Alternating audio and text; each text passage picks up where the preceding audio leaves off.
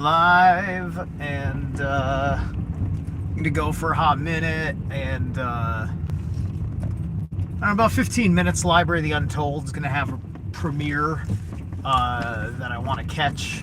So I'm just gonna flap my jaw for a pinch. I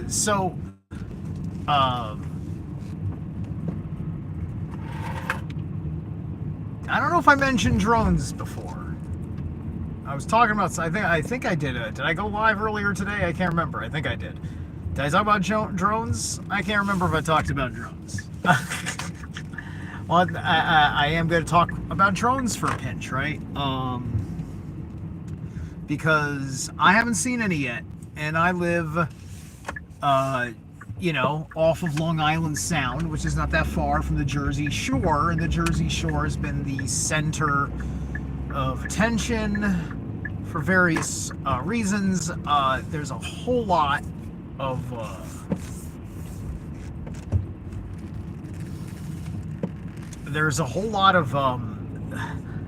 the tone of it. The tone of it is really, the way they're talking about it doesn't make any effing sense, right? We're dealing with a whole lot of things that don't make sense. I think that there's an unconscious madness being projected by these actors, whether it be these deep state type of advocates that are kind of coming out of the woodwork saying, "Oh my God, this is obviously, I don't know, Russian, Iran, whatever the fuck they said, Iranian mothership."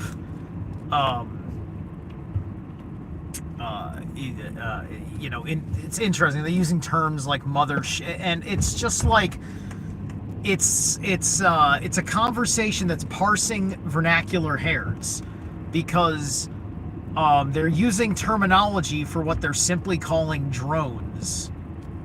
That is terminology that we use for science fiction description of the deployment of spaceships in a fleet. Right? So this is playing on the public consciousness because we think that this is an appropriate use of terms, right? We're assuming, not me, I mean, like, somebody is making certain assertions and assumptions about what the fuck these drones mean, these things, these quote UAPs, and if the interest is in a military base, there's I think an Air Force base in South Jersey.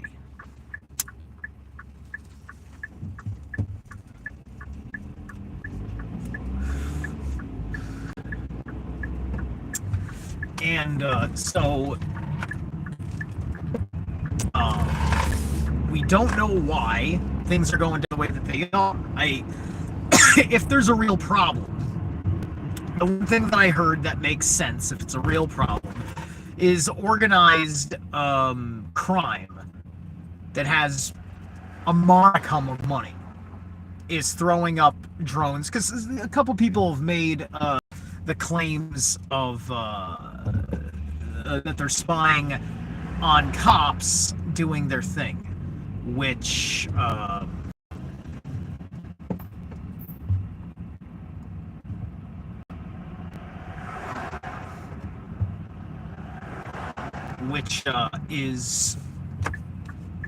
which is kind of irrelevant, right? We've been we already have, like, all these fucking we have the FAA laws and the FCC laws, right? We've been dealing with drones for a while, right? As far as hobbyist drones, a handful of the higher tech drones that are being used on different kinds of industrial scales that we don't really talk about because they might be like in-house drone usage of a tech company, typically flying, over their own places and whatnot.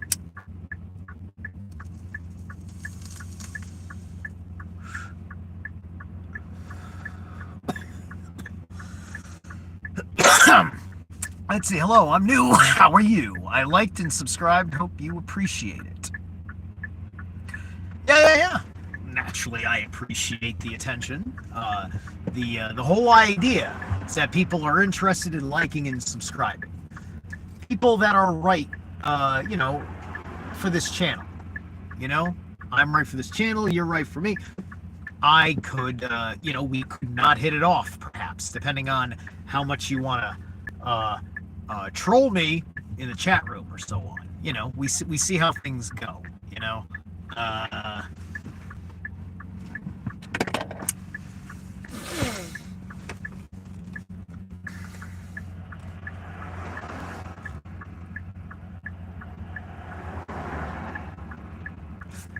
So the whole subtext of the concerns of these people is very deep-stating. It's just like, I remember the hearing, and the guy used the word mitigate the situation a bazillion fucking times. I can't tell you how many times this guy used mitigate. He needed a fucking thesaurus, for fuck's sake. He really wanted to nail home this idea of mitigation, which is a fancy word for control, right? And if I know anything about anything, that somebody is very interested in getting more control of our drones, not those drones. Those drones are just a convenient excuse to panic the people because they want less drone usage in the world. They want less people getting the dig on certain things, right? Nick and the Occult Rejects, he uses drone footage to great avail for very important work. He's getting these overviews of these various sites associated with various kinds of conspiracies and lore and whatever. I'm waiting for the Untermeyer Park footage to eventually come out, because I'll be in that footage, because we met up in Yonkers to investigate, and all of that is associated with organized crime wrapped in the occult. Either amateur cultists using a cult to cover up crime, or they are some sort of occultist who happen to do crimes the way we think that they are, with like, oh my god, absolute black magic. And the truth is, yeah, there's a lot of serious black magic that people are picking up on that are coming from odd semi-Christian sects, or like the Mormon Church, at least certain sects of the Mormon Church. Like, it's all coming out of this stuff. It may have to it things, but then again, there's pagan aspects to them either, right? These are cultural appropriations. Satan is just as appropriating as Jehovah. Can you please say hi, Margot? Kevin, 117. Okay, Kevin. Yeah, well, okay, there you go. I said hi to Margot. Margot has been helloed. There you go. I don't know what's up with Margot. Margot better be chill.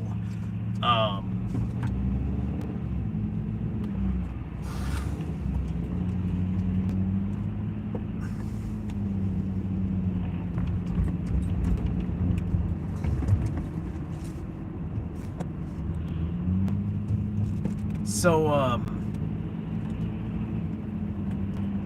it feels like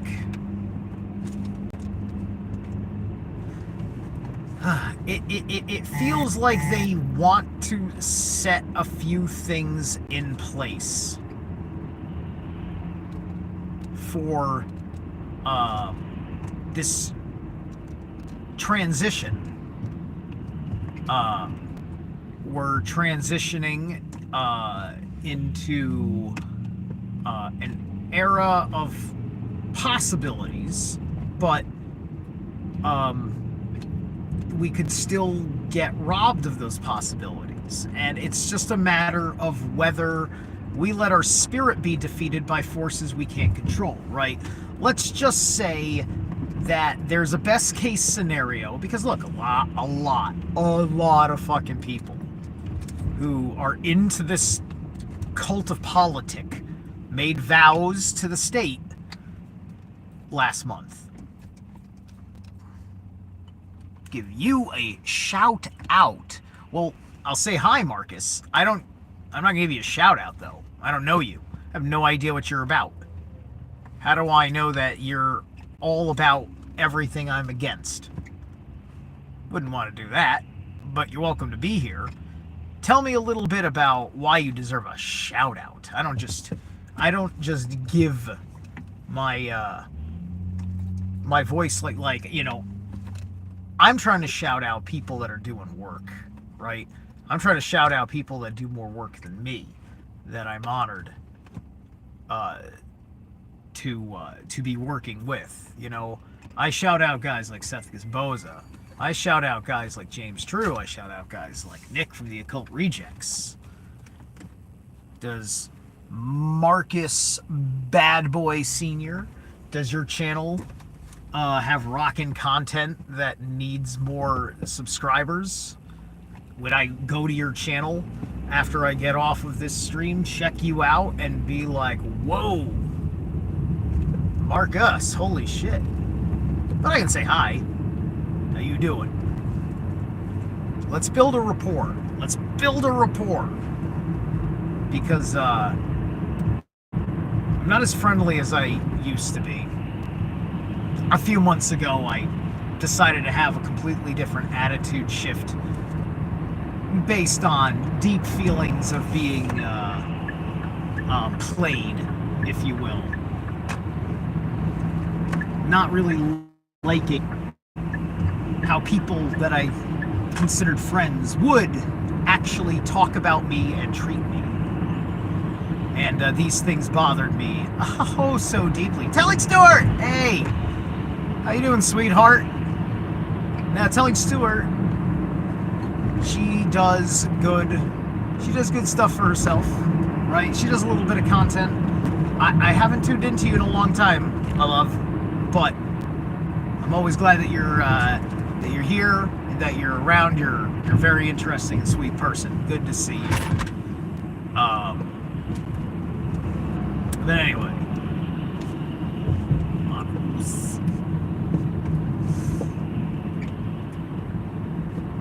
all right. Now, of course, I might be just acting like a complete dick to somebody who subbed because of my latest appearance. I don't know, man. I am of an extremely, I just can't with a whole lot of things anymore. There's a lot of people on the internet. So, a lot of people.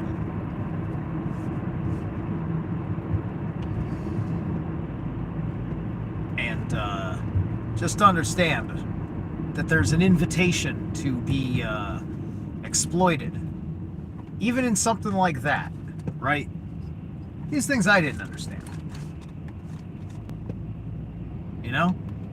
Probably because I was barking up the wrong tree. Mostly because I was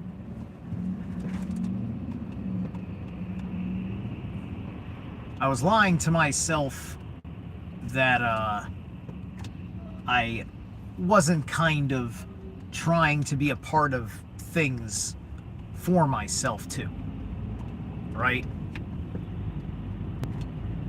Because the mission marked on my heart grows, and it changes a whole lot of things in framework as I'm trying to be way more fucking serious about things. And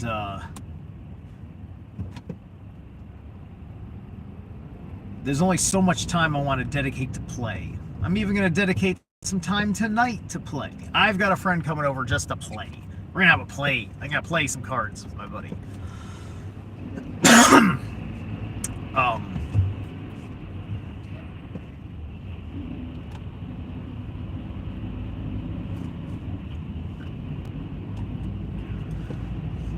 But you see, there comes a necessary wall. There's too many people that they just want you to like them and pretend that they like you because you need everybody to get involved in whatever you're about, right?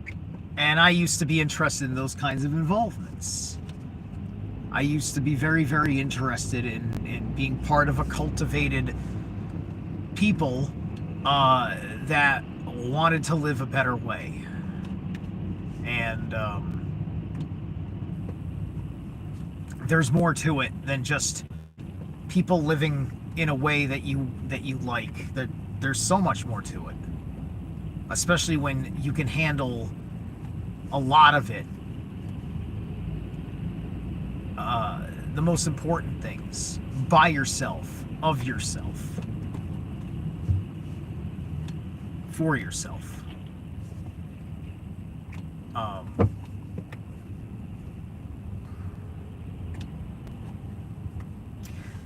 And it can supersede reason.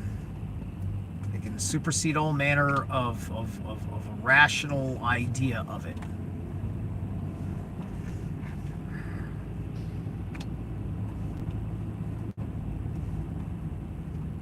Hey, what's up, library?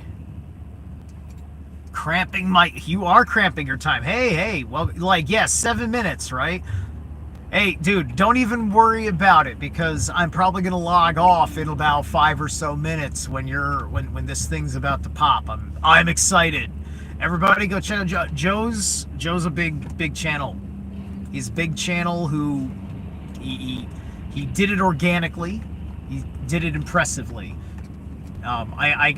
Joe, I consider you the Brandon Small of YouTube. You produce a whole episode of content that you have to make music for, that you have to write new music for the episode and perform that music, produce it professionally to drop it with the episode. That officially makes you just like the guy who invented Dethklok. So there's a big compliment for you. I almost met Brandon. I talked to him once from across the stage at a show a billion years ago in New York. And it wasn't him on Dethklok. It was him with Paul Green's School of Rock, and it was one of those fucking School of Rock, like, big performance things where they got Brandon to do the thing, and so they played. It was pretty fucking cool. They played all the not Dethklok songs that Brandon wrote. So, like the Dr. Roxo Rock and Roll Clown song, one of the teenagers came out dressed up like Dr. Roxo with the big rail of fucking fake coke. I was just like, it was so much fucking fun. It was cool. It was everything I figured it was gonna be. And I've seen Dethklok once live. Anyway,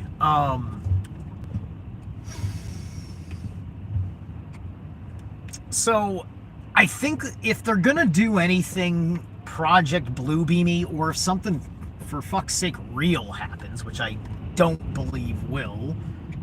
Like, I mean, real, but not really off-worlders. Just a very, very elaborate operation. There's gonna be, we'll find out if we're gonna be forced to react. Is this gonna be 2020 again, where we're gonna have to fucking react, instead of just observe and comment like every other fucking operation? Because that was the difference, right? I mean, even 9/11 was an observe and comment operation, unless you were fucking going through barely a few fucking checkpoints. I mean, it was kind of fucking bad for, like, in a certain way, for I guess a couple of weeks, but still, it was fucking easy to avoid. Nobody was really changing their behavior towards each other, with the exception of quite a few people looking at certain Muslims and certain fucking not Muslims that they didn't know the difference a certain way, as just part of ugly time, no doubt, but totally nothing like the experience that your neighbors put you through, right? Your neighbors didn't put you through 9/11, right? Like administrators, when you went to places of administration, put you through 9/11. 2020, everywhere, everyone, every place was 2020. Everything. To the extent that they would fucking like put up a goddamn fucking piece of tape on a fucking public park that you could just waltz into at any fucking time otherwise, especially if it was a fucking small town participating, you know, but it's like, you know, I never saw anybody fucking patrolling the fucking parks where I was at, but they definitely made the closing gesture, right? And so all I'm saying is that I don't know what's going to happen, if we're going to start seeing shit. I haven't seen shit yet, and apparently it's not just happening in Jersey, but for some odd reason it's not happening in Connecticut yet. So we'll find out when this bullshit wants to fucking strike.